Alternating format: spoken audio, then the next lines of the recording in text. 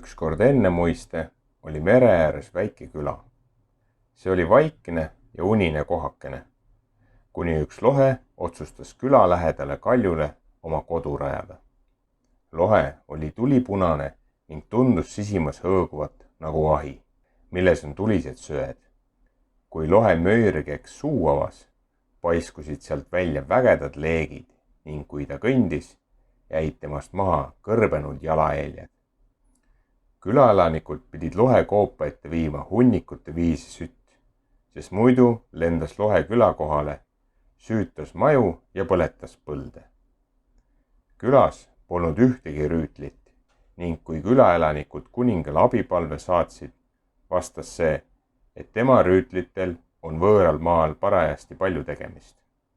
Külast läbi voolava sügava ja laia jõe ääres vanas veskis elas möldripere. Mida teha? Küsis möldripoeg vanaisalt, kes istus kamina ees tugitoolis.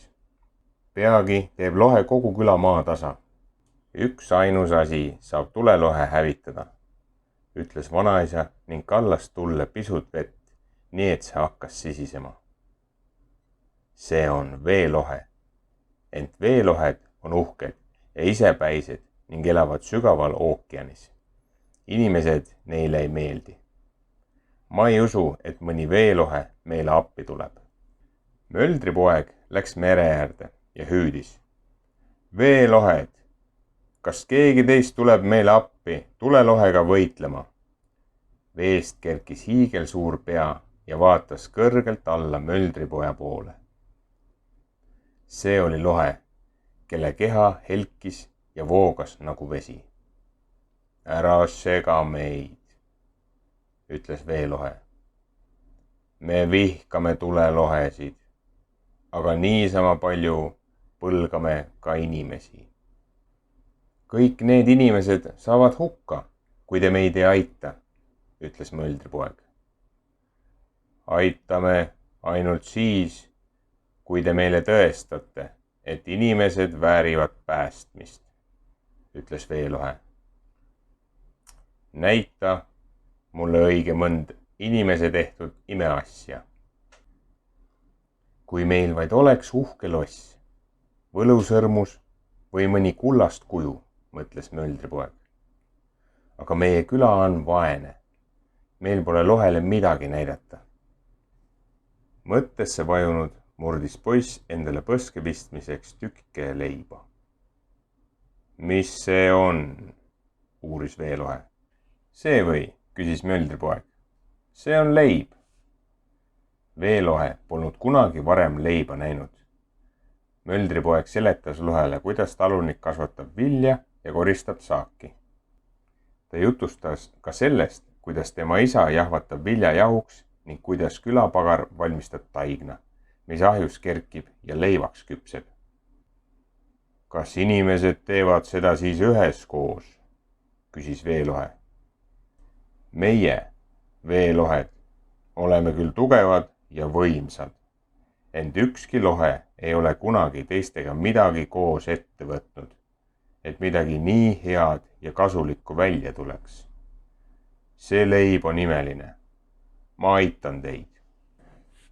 Veelohe sukeldus tagasi veesügavustesse ning hetkeks arvas möldripoeg, et lohe oli jäädavalt läinud. Ent siis paiskus veelohe merest välja nagu tohutu suur laine. Ta tormas mööda jõge külla nii kiiresti, et möldripoeg ei jõudnud isegi joostes temaga sammu pidada. Tulelohe oli oma pesast alla tulnud. Jões veelohet nähes laskis ta kuuldavale hirmsa möörge ja tormas talle kallale. Algas vihane lahing. Veelohe proovis tulelohe läbimärjaks teha ja tema leeki kustutada. Tulelohe aga sülgas veelohe pihta oma metsiku tulejoa. Nad väänlesid ja veerlesid vees nagu suured maod ning kus aga vesi tulega kokku puutus, sealt kostus valju susinat.